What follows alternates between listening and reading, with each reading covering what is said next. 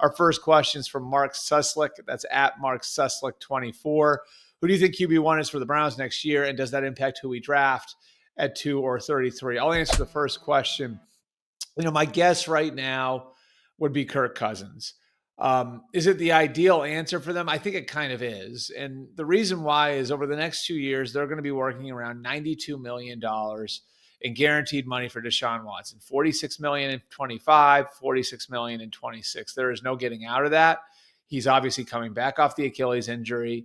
And that is a piece that is sitting there on your cash budget, is sitting there on your salary cap. If you push it forward, you're going to have to deal with it later, but it's something that you're having to work around right now.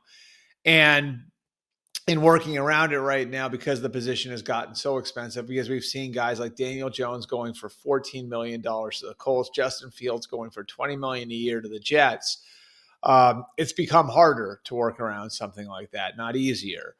And because of Kirk Cousins' contractual situation with the Falcons, you've got, I think, an ideal spot there for him.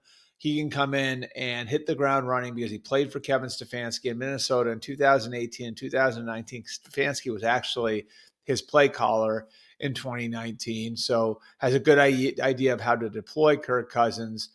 And it can buy them time to find their next quarterback. And that's where I'm going to get to your next question here.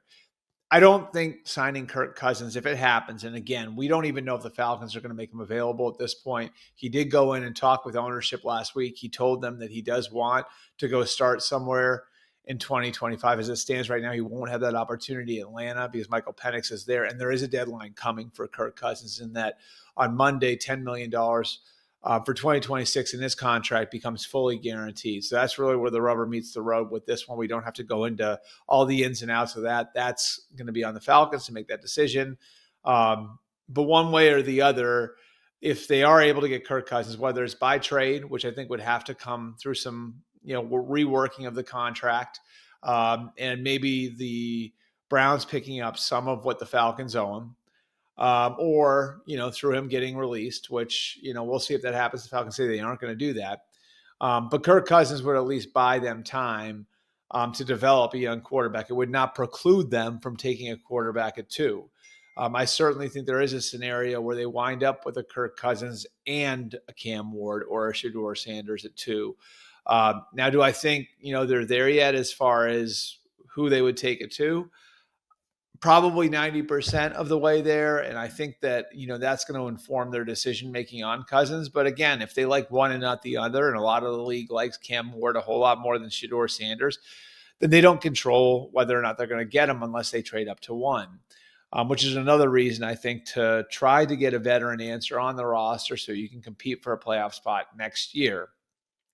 I think what having Cousins would do, though, is make it so you don't feel like you have to take 1 and 2.